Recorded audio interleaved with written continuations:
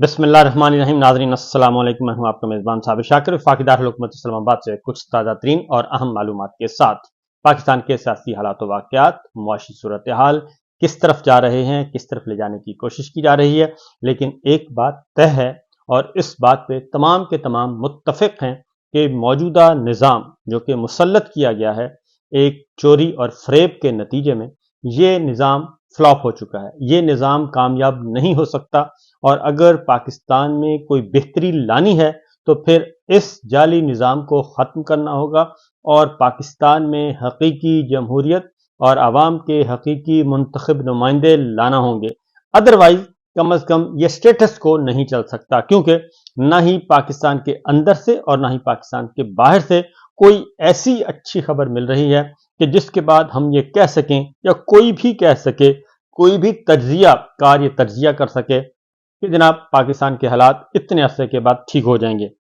ढकोसले बहुत हैं, झूठ और फरेब की बुनियाद पर आप कुछ भी कर सकते हैं, नैरेटिव बना सकते हैं और बड़ी बड़ी बड़ी फौज भर्ती करके आप बयानियां बना सकते हैं, लेकिन वो बयानियां कामयाब हो नहीं रहा। अब तक की सूरत हाल यही है और ना ही आइंदा वो बयानियां कामयाब होगा। उसकी रीज़न यह है कि बयानियां उस वक्त कोई भी कामयाब होता है, उस वक्त कोई भी नैरेटिव कामयाब होता है जो मैच करे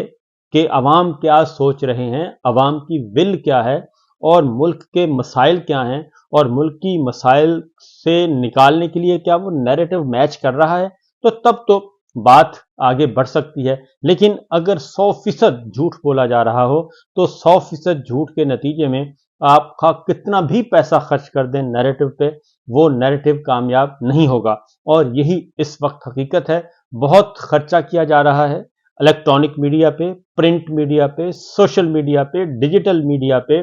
हर किसी ने अपनी अपनी फौज भर्ती की हुई है और वो दिन रात काम कर रही है। छुट्टियों के दिनों में भी उनको चैन नहीं लेने दिया जा रहा और एक हल्की सी खबर आती है तो फौरन उनको फ़ोन किया जाता है, फ़ोन करके उनको जगाया जाता है, उठाया जाता है कि जनाब ये उफ्ताद आन पड़ी है, ये ट्वीट हो गया है, ये चीज़ खबर आ गई है, अब इसका हमने काउंटर करना है, फौरी फौरी नैरेटिव बनाया जाए, इस खबर को काउंटर किया जाए। लेकिन चीज़ें कामयाब नहीं हो रही, चीज़ें काबू में नहीं हैं और वही सोशल मीडिया जिसको शैतानी मीडिया कहते हैं, फिर उसी को एक्टिव किया जाता है और उस पर आप तसव्वुर नहीं कर सकते कि कौमी खजाने से एलानिया और गैर एलानिया कितने बिलियंस खर्च किए जा रहे हैं, कितने बिलियंस मजमूई तौर पर खर्च किए जा रहे हैं, इसका अंदाज़ा आपको शायद नहीं है। इसलिए मामलात जो हैं वो हाथ से निकलते जा रहे हैं। अब मुख्तलिफ तजावीज़ हैं, लेकिन मसला ये है कि इस निज़ाम को, जाली निज़ाम को बरकरार रखने के लिए, पहले तो इसको कायम करने के लिए, बरकरार रखने के लिए जितने भी जतन किए गए वो सारे के सारे अब एक एक करके बाहर आ रहे हैं। और ख़ास तौर पे इसमें आजकल जो पिछले 2 दिनों में 48 घंटों में शेख रशीद साहब ने जो राज फाश कर दिए हैं, जो कुछ बयान कर दिया है, उसके बाद मेरा ख्याल है कि कोई पीछे ढकी छुपी चीज़ रह नहीं गई, क्योंकि सबसे ज़्यादा उन्होंने ही चिल्ला काटा था और उन्हीं पे ही सबसे ज़्यादा उनको तशद्दुद का, उनकी बेहुरमती, मैं तो कहूँगा बेहुरमती, बेतौकीरी की गई, क्योंकि वो एक सीजन्ड पॉलिटिशियन थे, सीनियर पॉलिटिशियंस थे और उनको बड़ा मान था अपने रावलपिंडी का मकीन होने पे और रावलपिंडी के मकीनों पे और रावलपिंडी के मालिकान पे उनको बड़ा मान था। लेकिन वो मान टूट गया, इसलिए अब वो मैदान में हैं और सारी बातें खुल खुल कर बयान कर रहे हैं। और अब वो कह रहे हैं कि काफ़ी अर्सा खामोश रहने के बाद उन्होंने ये कहा है कि मुश्किल है कि ये निज़ाम चले और कम अज़ कम स्टेटस को बरकरार नहीं रह सकता और उसके लिए वो मुख्तलिफ जो टाइम फ्रेम उन्होंने दिया है कि अगस्त तक हम देखते हैं, जून और जुलाई 2 महीने जो हैं इसी में सब कुछ होना है। उसकी वजह यह है कि सबसे बड़ा इस वक्त मसला जो है वो आपका है मईशत का, और मईशत की वजह से ही ये मईशत को बुनियाद बना के ये सारा खेल खेला गया। पिछला मेरा व्लॉग ज़रूर सुन लीजिएगा, लाइव सेशन में मैंने काफ़ी सारी बातें की हैं, तो उससे जुड़ी हुई बातें रिपीट नहीं करेंगे। अब वज़ीर ख़ज़ाना जनाब औरंगज़ेब साहब ये आए हैं। ये उस रोज़ पहले ये पाकिस्तान के शहरी बने, यानी कि मौजूदा काबीना जो है इस वक्त इलेक्शन चोर काबीना, اس کا پہلا فیصلہ کیا تھا؟ پہلا فیصلہ یہ تھا کہ ہم نے اورنگزیب صاحب کو ان کی شہریت دینی ہے پاکستان کی. ان کو پاکستان کا پہلے شہری بنایا گیا، پھر ان کو وزیر خزانہ بنایا گیا، مشیر خزانہ، اور پھر سینیٹر، اور پھر وزیر خزانہ بنایا گیا. اب وہ اپنے تجربے کی بنیاد پہ IMF کے کہنے پہ انہوں نے ایک بجٹ پیش کر دیا ہے، اور اس بجٹ کے نتیجے میں 1 جولائی کے بعد، میں بار بار کہہ رہا ہوں کہ 1 جولائی کے بعد جو کچھ افتاد آن پڑنی ہے پاکستان کے عوام پہ، ہر خاص و عام پہ، اور خاص طور پہ جو لوور مڈل کلاس ہے، غریب آدمی ہے، مڈل کلاس ہے، سفید پوش طبقہ ہے، تنخواہ دار طبقہ ہے، اس پہ جو افتاد آن پڑنی ہے وہ میرا خیال ہے کہ 1 جولائی کے بعد ہی اندازہ ہوگا. اس سے پہلے جتنی بھی باتیں کی جائیں وہ کم ہیں. بہرحال اب وہ اس نتیجے پہ پہنچے ہیں کہ جناب وہ کہتے ہیں کہ ملک کو اگر آگے جانا ہے تو سب کچھ پرائیویٹ سیکٹر کے حوالے کرنا پڑے گا، سب کچھ پرائیویٹ سیکٹر کے حوالے کرنا پڑے گا. اس سے پہلے بھی ہمارے پاس اس وقت کچھ بھی نہیں ہے. ہمارے ایئرپورٹس جو ہیں وہ تک تو آپ لیز پر دے رہے ہیں، اور PIA آپ فروخت کر رہے ہیں، اور باقی بھی آہستہ آہستہ چیزیں جو ہیں وہ ساری کر رہے ہیں، فروخت کی طرف لگی ہوئی ہیں، لیز پر دی جا رہی ہیں. لیکن سوال یہ پیدا ہوتا ہے کہ سب کچھ اگر پرائیویٹ سیکٹر کے حوالے کرنا ہے تو پھر سب سے پہلے میرا خیال ہے حکومت کو ہی حوالے کر دینا چاہیے، وزیر اعظم ہاؤس کو کر دینا چاہیے، وزارت خزانہ کو کر دینا چاہیے. یہ سارا پرائیویٹ سیکٹر کے حوالے کریں، اور پرائیویٹ سیکٹر جو ہے وہ بہتر اچھے طریقے سے ملک چلا سکے گا، بالکل اسی طریقے سے جیسے انہوں نے یہ تمام حکمران جو ہیں، تمام حکمران اس وقت موجود ہیں، یہ 80% تو صنعت کار ہیں، ان میں سے 80% تو صنعت کار ہیں. اگر آپ ان کے گرد و پیش میں نظریں دوڑائیں تو یہ سارے کے سارے کارخانہ دار ہیں، صنعت کار ہیں، فیوڈلز ہیں، اور ان کے اپنے کارخانے تو 1 سے 100 ہو گئے ہیں. جائیدادیں اندرون ملک بیرون ملک بے پناہ ہیں، لیکن پاکستان کا دیوالیہ کر دیا انہوں نے. تو یہ اس پہ ذرا دھیان کرنا ہوگا وزیر خزانہ صاحب جو فرما رہے ہیں. دوسری جانب جی کچھ اور خبریں جو اس وقت سامنے آ رہی ہیں کہ اس جعلی نظام کو قائم کرنے کے لیے کیا کیا جتن کیے گئے، اور اب ایک متبادل کچھ بیانیے بھی آ رہے ہیں، کچھ مشورے دیے جا رہے ہیں کہ یہ نظام تو ہو گیا ہے ناکام، اور اب نیا نظام قائم کیا جائے. نیا نظام کیسے کیا جائے؟ سہیل وڑائی صاحب ہیں، بہت ہی سینئر جرنلسٹ ہیں، وہ کہتے ہیں کہ تحریک انصاف کا جو ورکر ہے وہ ڈرا ہوا اور سہما ہوا لگ رہا ہے، اور کہتے ہیں کہ جی الیکشن تک تحریک انصاف کو اور دبایا جائے گا، مضبوط امیدواروں کو کھڑا ہی نہیں ہونے دیا جائے گا، یوں نون لیگ کے لیے راہ ہموار ہو جائے گی. خوف اور ڈر کی یہی صورتحال برقرار رہی تو نون لیگ بآسانی سادہ اکثریت لے لے گی. اب سوال یہ پیدا ہوتا ہے کہ سہیل وڑائی صاحب بڑے قابل احترام ہیں کہ یہ جو الیکشن ہوا تھا 8 فروری کا، کیا 8 فروری سے پہلے 9 مئی سے لے کے 8 فروری تک کیا اتنا ظلم پہلے کبھی دیکھا گیا؟ کیا کبھی سننے میں آیا کہ اتنا ظلم کیا گیا ہو؟ اور اس ظلم کے نتیجے میں جو نتیجہ آیا الیکشن کا، وہ کیا کسی کے وہم و گمان میں تھا؟ کیونکہ وہ سارا کچھ اسی لیے کیا گیا تھا کہ پاکستان کے گلی کوچے میں، ہر بازار میں، ہر محلے میں، ہر گاؤں میں، ہر قصبے میں اتنا خوف پھیلا دیا جائے، اتنا ڈر پھیلا دیا جائے کہ وہ سمجھیں کہ یہ فرعونیت جو ہے یہ ختم ہونے والی نہیں ہے، لہٰذا اس فرعونیت کے سامنے بالکل سر بسجود ہو جائیں. لیکن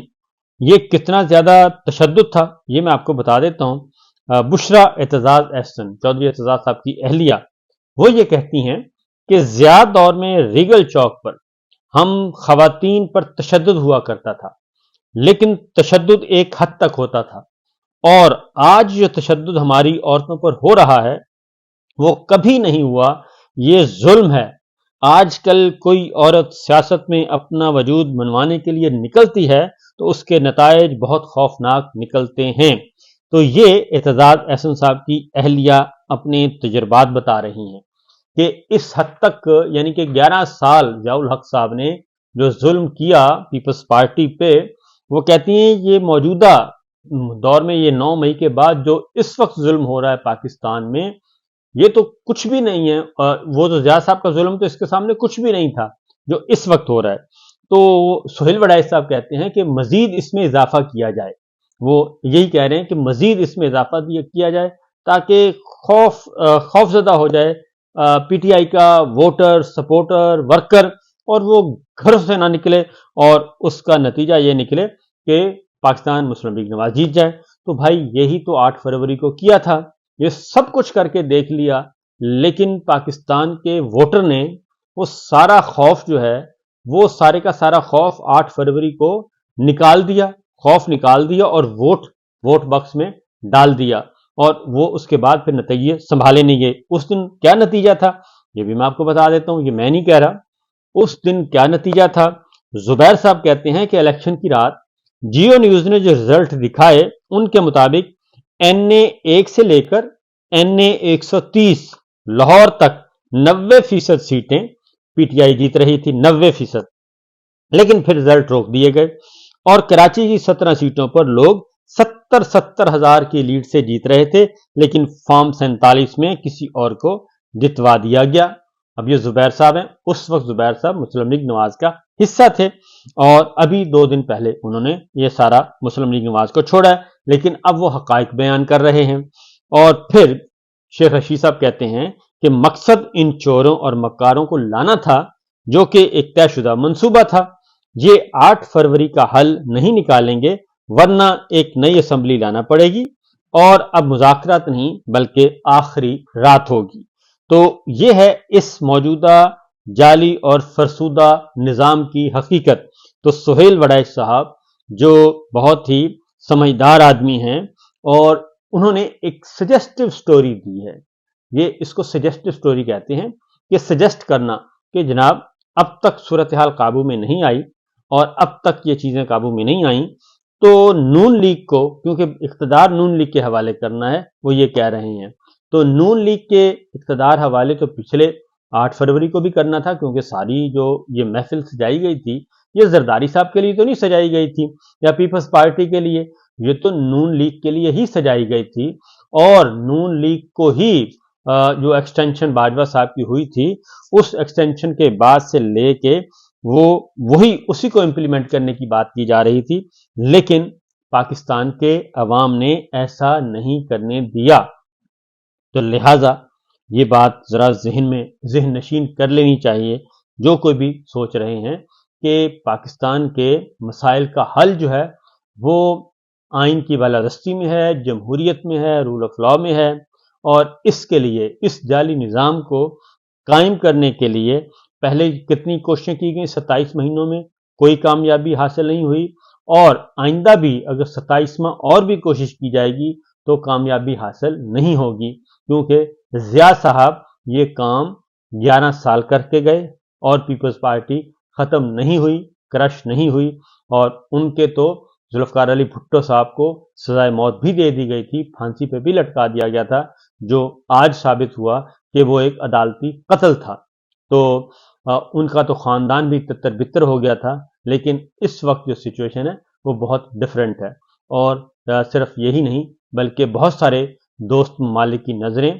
पाकिस्तान की अडयाला जेल में कैदी नंबर 804 पर हैं, और ये वाज़ेह तौर पर message, loud and clear message है